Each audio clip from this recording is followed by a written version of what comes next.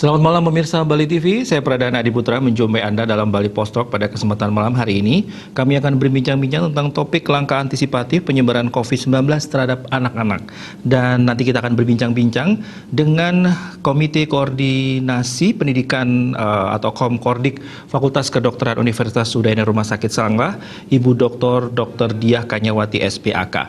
Baik pemirsa, kalau kita berbicara kondisi kesehatan dan daya tahan anak perlu diperhatikan dalam mewabahnya COVID-19. Penyebaran penyakit ini makin masif belakangan ini. Penderita yang terkonfirmasi positif juga makin bertambah tiap harinya. Apalagi gejala penyakit ini hampir sama dengan gejala penyakit yang disebabkan oleh virus lainnya. Nah, apa yang harus dilakukan orang tua, khususnya dalam menjaga anak-anaknya dan keluarganya? Baik, kami langsung terhubung dengan Dr. Diah Kanyawati SPAK. Om Swastiastu, dokter. Om Swastiastu. Selamat malam, apa kabar dok? Selamat malam, baik. Baik, kami langsung ke pertanyaan kami. Ini kan kalau kita melihat terkait dengan pandemi COVID-19 ini, khususnya untuk indikasi atau gejala yang dialami orang, kemudian ada panas atau demam, kemudian ada gejala sesak nafas, influenza dan sebagainya. Ini kan rata-rata juga di indikasi ini juga apa ya istilahnya dialami juga untuk indikasi penyakit yang lain. Nah, ini seperti apa untuk pembedanya? Apalagi sekarang juga seiring sejalan juga muncul penyakit musiman ini pancaroba dari hujan ke kemarau ini demam berdarah. Silakan dokter. Baik, ini pertanyaan yang baik sekali ya, juga merupakan pertanyaan yang sering datang ke kami ya. Bagaimana membedakan kasus-kasus pada anak? Beberapa kasus memang sangat mirip ya dengan COVID-19. Mungkin sebelum saya membahas, penting sekali saya menyampaikan bahwa kewaspadaan kita pada kasus-kasus COVID-19 di anak tetap harus tinggi, walaupun dilaporkan pada beberapa jurnal ya di luar, juga di Indonesia beberapa kasus itu pada umumnya asimptomatik. Ya, hampir sebagian besar tidak terlihat, tidak bisa kita terlihat secara langsung oleh orang tua, sehingga orang tua bisa membawa dan memikirkan mungkin ini COVID-19. Tapi mungkin sebagai patokan umum dari beberapa kasus yang sering terjadi pada anak, misalnya karena gambaran umum dari COVID-19 ini pada umumnya kurang lebih sama, walaupun asimptomatik, beberapa dilaporkan, hampir sebagian besar bahkan dilaporkan pada anak, itu adalah batuk, kemudian sesak napas dan juga demam. Ya? Dan ini hampir mirip dengan beberapa kasus seperti asma misalnya, kemudian juga demam berdarah yang saat ini juga merupakan perhatian kami di rumah sakit Pusat Sanglah sebagai pusat rujukan, dan radang paru-paru. Di sini asma tentu saja untuk langkah awal orang tua bisa membedakan faktor keturunan salah satunya yang merupakan yang kita pikirkan bahwa ini adalah asma, suara mengi yang dominan. Nah, ini mungkin yang kita pikirkan adalah apakah asma anak saya kumat misalnya seperti itu. Kemudian radang paru-paru pada umumnya dia disertai batuk pilek yang ringan beberapa hari sebelumnya, kemudian demam tinggi, kemudian sesak yang dominan. Demam berdarah, tentu saja kita tahu bahwa demam berdarah pada umumnya yang dominan adalah demam yang tinggi selama lebih kurang 3-7 hari. Ya. Apa yang harus kita lakukan untuk anak-anak kita yang pada umumnya asimptomatik seperti ini, tapi kemudian menunjukkan gejala? Satu patokan yang mungkin bisa saya sampaikan dalam kesempatan ini adalah jika anak-anak dari para pemirsa sekalian itu mengalami 3 gejala ini, silakan berpikir bahwa mungkin asma dengan gejala dominan seperti tadi, radang paru-paru dengan dominan seperti tadi, tapi jangan membiarkan lebih dari 2 atau 3 hari. Jadi saat ini kami dan seluruh rumah sakit yang ada sudah sangat bersiaga untuk kasus-kasus baik orang dewasa dan anak-anak, dan kami yang akan memilah apakah kasus ini termasuk dalam kasus yang kami harus telusuri lebih lanjut. Ya. Anak-anak mungkin di sini kita kenal ada 3 golongan ya, OPG, kemudian ODP dan juga PDP. Jadi, kami akan memilah untuk para orang tua sekalian apakah anak dari para pemirsa sekalian masuk dalam kategori yang mana, dan kami akan mengarahkan ke arah mana. Jadi jangan membiarkan seperti sebelumnya berhari-hari di rumah kan harus segera Iya. dibawa ke rumah sakit ataupun fasilitas kesehatan terdekat. Iya, baik ini jadi orang tua memang harus punya peran ya, dokter untuk mendeteksi sangat ini berperan. ya. Yang tetap Iya. ada proses untuk pemeriksaan begitu ya. Baik, dokter Iya. saya lanjut. Kalau kemudian sekarang orang kan memang benar-benar sedang ada kekhawatiran yang luar biasa terkait dengan apakah ini COVID, apakah ini demam berdarah, apakah bronkitis. Ini kan sekarang ada untuk khususnya untuk COVID, ini kan ada rapid test ini.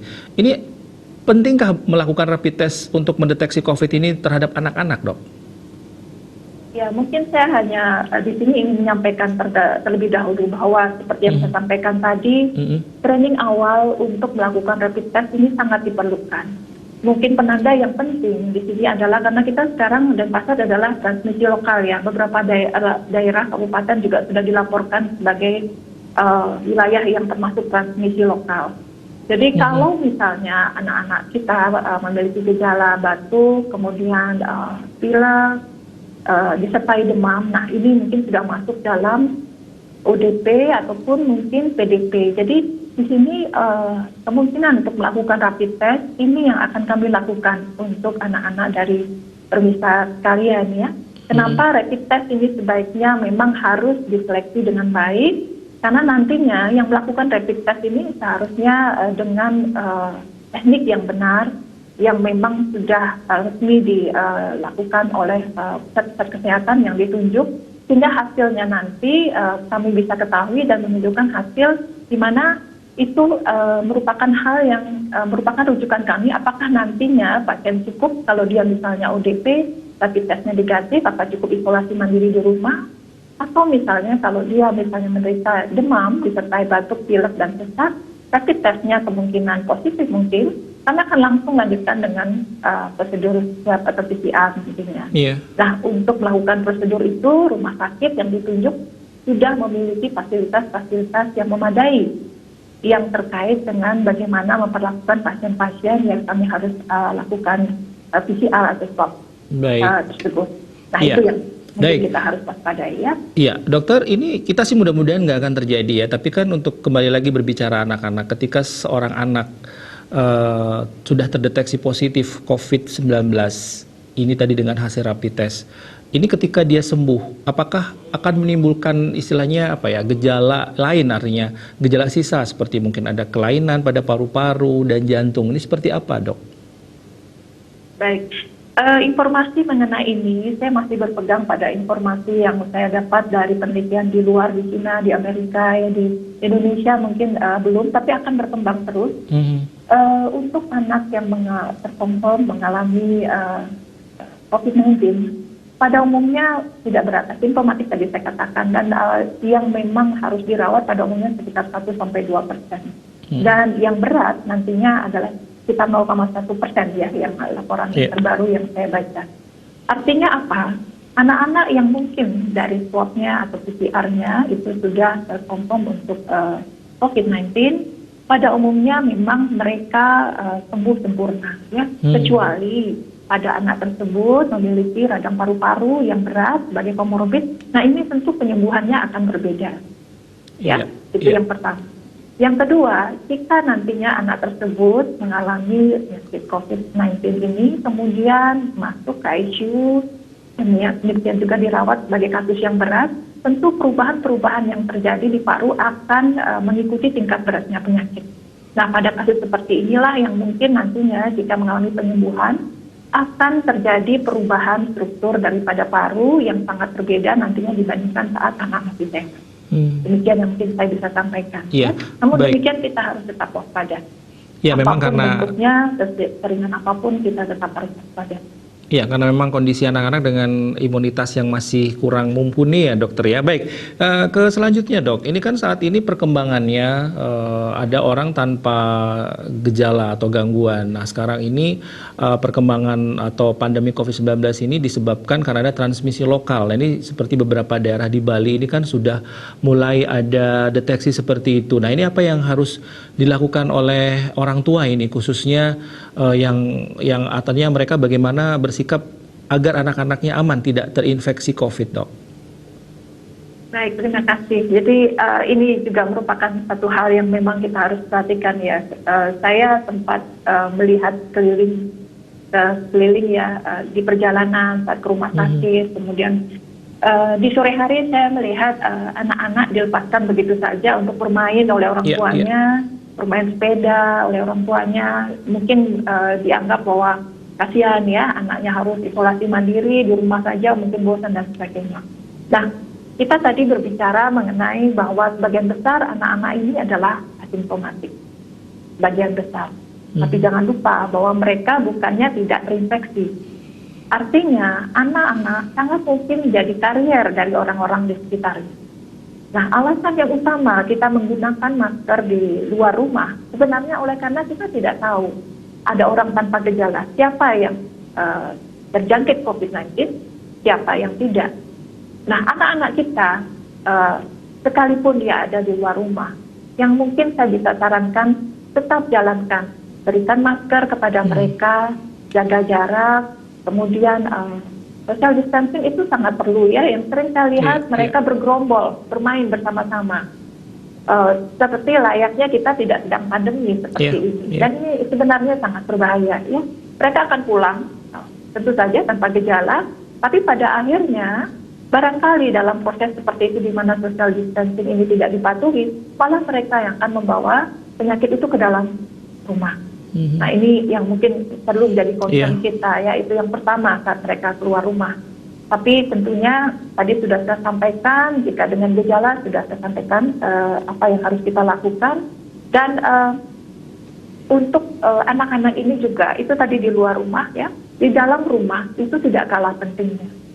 Yang harus kita lakukan sebagai orang tua adalah menjaga anak-anak kita tetap sehat dalam rumah. Sebenarnya bukannya tidak melakukan apa-apa ya. Kita harus selalu menjaga agar ventilasi di rumah baik, terkena sinar matahari yang cukup. Kenapa? Karena virus ini dia penyebarannya lewat droplet sampai saat ini ya belum berubah. Jadi daya tahannya dalam benda-benda yang ada di rumah itu beberapa jam ya, ada bervariatif jam. Sehingga sangat penting bagi kita sebagai orang tua menjaga kebersihan rumah. Apakah kita melakukan desinfeksi rutin di alat-alat yang ada di rumah. Kemudian yang kedua, membiasakan anak-anak kita untuk mencuci tangan selama 20 detik. Dimanapun dan kapanpun setelah mereka melakukan aktivitas. Apakah mereka sebelum makan, habis bermain mungkin, atau malah setelah bermain di lantai misalnya. Dan hal-hal seperti itu mari kita jadikan satu kebiasaan yang baik yang mereka senangi ya sebenarnya. Nah, saat ini terutama balita, mereka tentu sudah sangat bosan di rumah.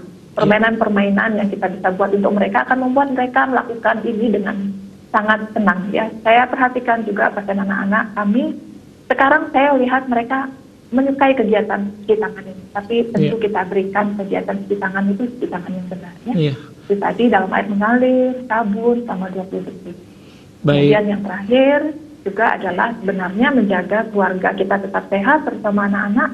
Yang saya sarankan di sini sebagai dokter anak adalah saat anak-anak kita di rumah, yang terpenting bukan membuat mereka senang sebenarnya, bukan hanya senang, tapi membuat mereka sehat. Yang saya perhatikan saat ini adalah saat anak-anak di rumah, seringkali orang tua menyediakan makanan yang disenangi anak-anak, bukan yang dibutuhkan oleh anak-anak. Jadi makanan cepat saji jadi selalu ada dalam meja keluarga.